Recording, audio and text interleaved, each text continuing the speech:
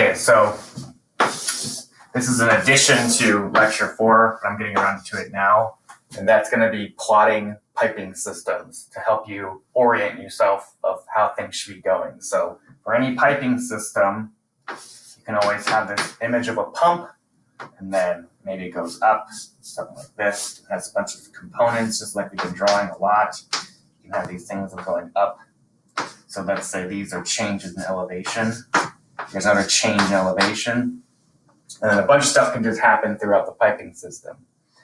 Now, this we'll usually call it like S, which is only the linear distance throughout your piping system. So this pump begins by providing some energy or some head, right? So that's sort of like, you kind of will have to begin there. And then the way you can plot piping systems is, right, for this length of this pipe right here, you have this, and then it goes linearly down. So I guess this, and then there's a big drop, another drop based to change in elevation, and there's head loss in there. You can kind of just break it up into these decreasing parts of energy. Let's say this is like that. Pretty big. You just can kind of go along and just see how much, right? You can just look at the pressure losses that are happening throughout the piping system this way. So it just kind of helps because if this is like pipe 1, so this section right here would be like section 1, pipe 1, right? This gravitational drop, this could be like a drop. Those are usually steeper because overcoming gravity is usually harder than overcoming the viscous forces in your pipe. So you can always tell yourself that. And then you can just kind of go along and see kind of like what the actual effect is. And if you make these plots for piping systems, you usually come to the conclusion that some of this scale is usually pretty blown out of proportion because it's usually not that big of a scale. Like there's not much of a change actually in the head, but you can kind of see it happening. So I always like these techniques of just being able to draw out a piping system and just know what they look like graphically. So it's in your book, but it can help you again too. For all these components we've been plotting, right? Those are discontinuities in the piping system.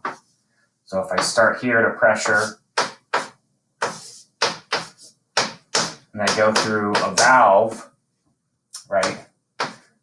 This has L1, this will be L2. The graph of that looks like I go down an L1, and then from here to here, there's just a loss, and that's that loss coefficient.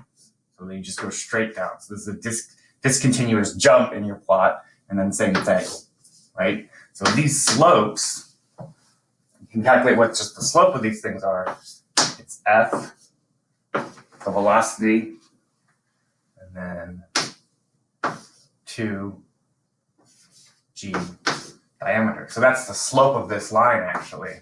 So it can give you a sense of how steep this line should look. So the pipes with the steepest slopes are the ones that are going to be taking the most losses out. But if these numbers are like super small, right? If this is like you can just kind of see if it's like really, if it ends up being that big, then in reality, if you just take a step back and look at the scale, it just really kind of looks like a line barely going down. But you can get a sense of the slopes in each of the pipes if you do it that way. Oh yeah. And then let's look at that discontinuity part of the graph. So it goes from here and just drops. So this is the minor loss. All right, so this, right, those K things that we calculate, or the minor losses, that's going to be the height, right, the height of this is what you're, right, how calculating how far of a drop that happens with those K coefficients. So it's the same thing. It's K.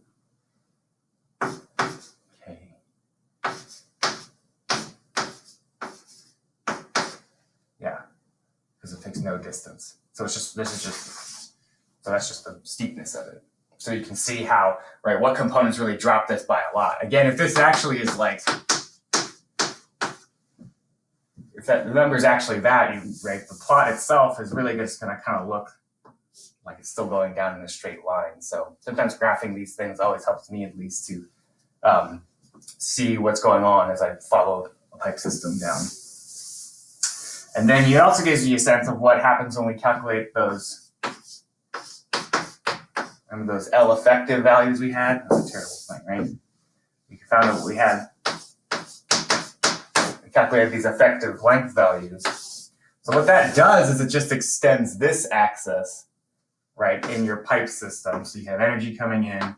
Let's say this is a straight section of pipe, and what would be a minor loss, you actually just add distance to this part. So right now with the effective length, it has its own slope, and then you just kind of move along. So right, this part right here is that effective length that you're adding into the right.